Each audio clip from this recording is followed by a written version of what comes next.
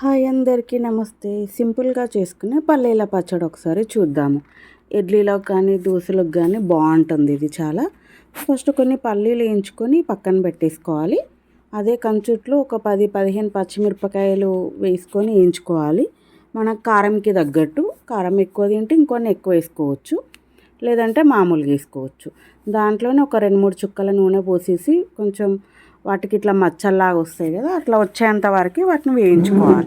వాటిని వేయించుకున్నాక 2 పల్లీలు పచ్చిమిరపకాయలు 2 చల్లారాక మిక్సీ జార్లో వేసుకొని పల్లీలు అండ్ పచ్చిమిరపకాయలు దాంట్లో వేసి కొంచెం ఉప్పు కొన్ని వాటర్ పోయాలి. కొన్ని 2 వేసాక మెత్తగా పట్టాలి, పేస్ట్ లాగా.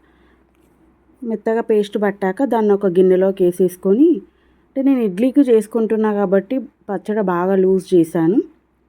సో ఈ పచ్చడిని ఇప్పుడు పోపు పెట్టేసుకోవాలి.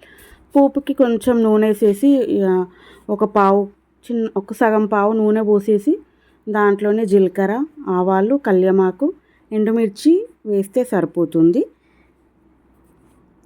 సో ఇడ్లీలోకి అయితే కొంచెం పలసగా ఉంటే మంచిగా ఉంటుంది కదా, నేను బాగా ఎక్కువ వాటర్ పోసుకున్నాను. ఒకసారి మీరు కూడా ఇట్లా ట్రై చేయండి, బాగుంటుంది.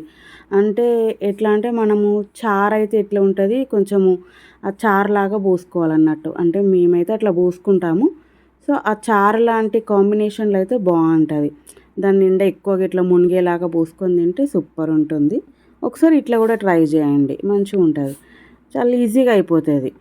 చూస్తున్నారు కదా, ఇప్పుడు ఇడ్లీకి కాంబినేషన్లో పచ్చడి ఒకసారి చూడండి ఎట్లా పోసుకుంటానో నేను.